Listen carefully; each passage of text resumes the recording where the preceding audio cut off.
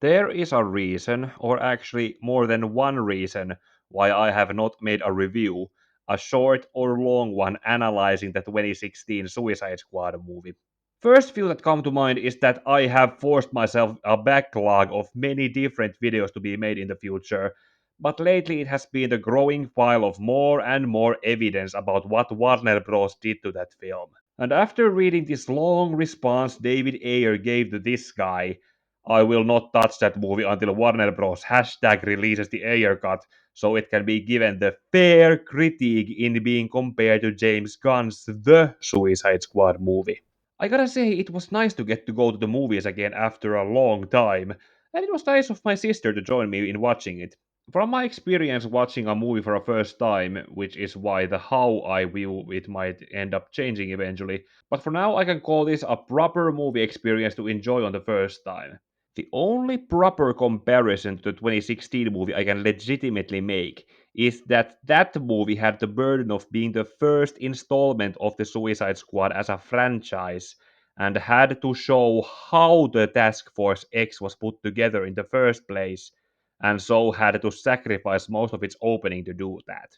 This movie, Assault on Arkham movie, and that other animated Suicide Squad, of which the name I can't recall right now, they all started with all the criminals already in Belle Reve, and then they were sent to do what they did in those movies. That and how David Ayer's version of the movie had been butchered ended up weighing down my enjoyment of this film. But now moving on and getting to the point, I'm going to spoil one thing about the beginning of the movie. That gun kills most of the characters right in the beginning, most likely to showcase that the Suicide Squad exists as cannon fodder and as human shields for the actual Black Ops team sent on the mission. In the film's case, the main characters, aka the new characters that Gunn got for this film. Only one of those five ends up getting killed by the end of the film, and otherwise before that, they do what they need to do in order to get the audience to give a damn. Except for Harley Quinn, she has always the plot armor that makes sure that she lives all the way to the end and to whatever movie she appears in next. Rick Flag deserved better.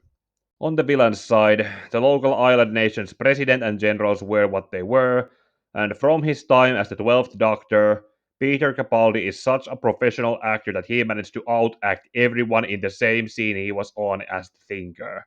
Starro, as seen in the trailers, most of which I didn't pay attention to, was saved for the climax and is dealt in a way that made me react by, I guess that makes sense. In the end, I think it's mostly just vituttaa, as we say in Finland, how some returning characters who could and should have made an appearance in some other following films after this one ended up getting killed. And characters that no one would give a paskaakaan about were revealed to be alive. And I'm not talking about John Cena's Peacemaker. After we walked out of the theater, my sister asked what school grade between 4 and 10 I would give to the Suicide Squad, and I said 8.5. This has been my Pika review of James Gunn's The Suicide Squad. Feel free to like the video, comment your thoughts down below, share to whomever might be interested, and if you're interested in what videos I'll be doing next, subscribe to the channel. May your heart be your guiding key.